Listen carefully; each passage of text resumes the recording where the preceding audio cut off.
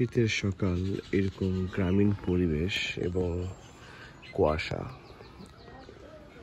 অসাধারণ দৃশ্য এবং যে স্মেলটা এখন নিচ্ছি, কালকের ভিডিওতে বলেছি যে গ্রামে একটা স্মেল থাকে, সব থেকে সুন্দর সেই জিনিসটা। কুয়াশাগুলো শিশির হয়ে পড়ছে ধীরে ধীরে বৃষ্টির মতো।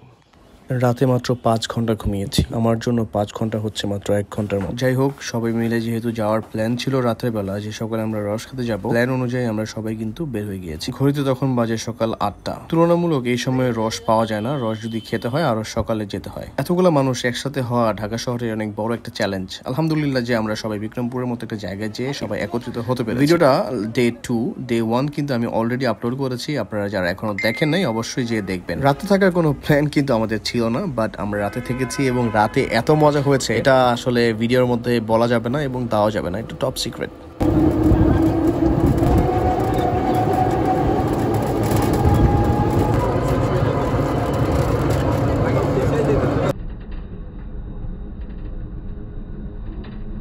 এটা হচ্ছে কবুতরখোলা, মুন্সিগঞ্জ।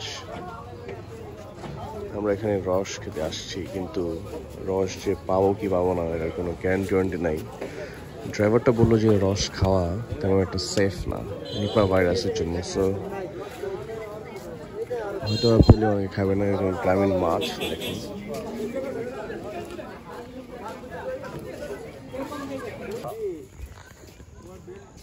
কারণ রস শেষ হয়ে গেছে সকাল 6টার দিকে, এখন বাজে হচ্ছে সকাল 8টার plus. We did not get the rush, but একটু সামনের দিকে যাচ্ছে আর কি। এখানে কখনো আসি নাই। রায়ান, তুমি এখানে আসছো কখনো? একটা রাস্তায় নাম শুনেছি একটা। লাল শাক, ধনে পাতা, সরিষা। গ্রামীণ পরিবেশে অল্প অল্প কিছু চাষ করা হয়েছে। এখানে মূলাও আছে। Wow, it's beautiful. একটা রিভারের সামনে আমরা আসছি। রিভার মানে হচ্ছে ইংলিশ কিন্তু আমার মানে এসে পড়ে, বুঝছেন? যাই হোক, এর নদীর সামনে আসছি। নদীটা কি নদী যাই না, সবাই খুব এনজয় করতেছে। চায়ের দোকান আছে ভাই? হ্যাঁ, চা খাওয়া যাবো। It looks very fantastic. আমরা এখন এই ট্রলারটায় উঠবো। আসুন না।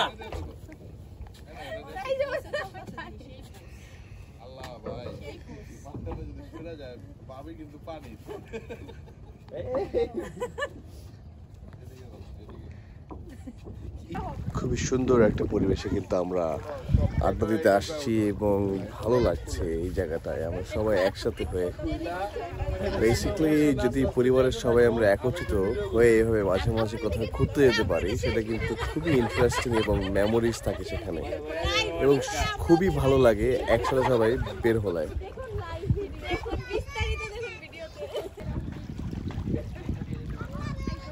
ডেঞ্জারাস।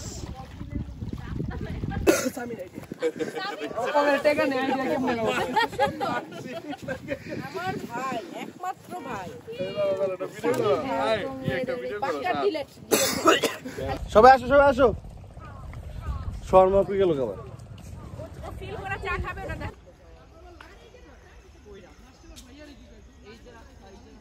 খুব পুরান একটা বাড়ি, সম্ভবত 60-70 বছরের বেশি হবে।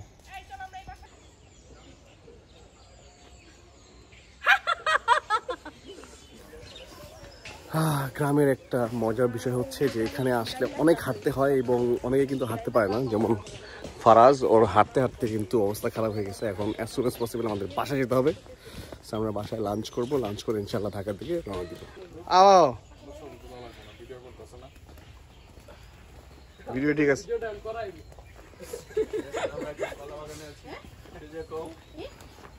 কি বলো? আমার চ্যানেল না ছিল। আরে দেখো, এই সিনটা কোথাও পাবা? আমি আসছি, দেখো সামনে সিনারিটা দেখো। হ্যাঁ হ্যাঁ হ্যাঁ, কোন জামু কেমনে রাস্তা করতেছি। আচ্ছা এই যে তুমি ভাবো তুমি মাউন্ট এভারেস্টে আছো চন্দন লাল চন্দনের জায়গায় পড়ছি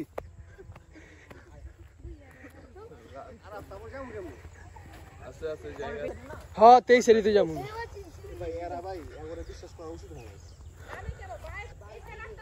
আহ তুমি রাস্তা আমি দিতাছি দেখছো গরুর এক কচুরি খায় ছোট বিশ্বাস করেন আমি বিশেষ করে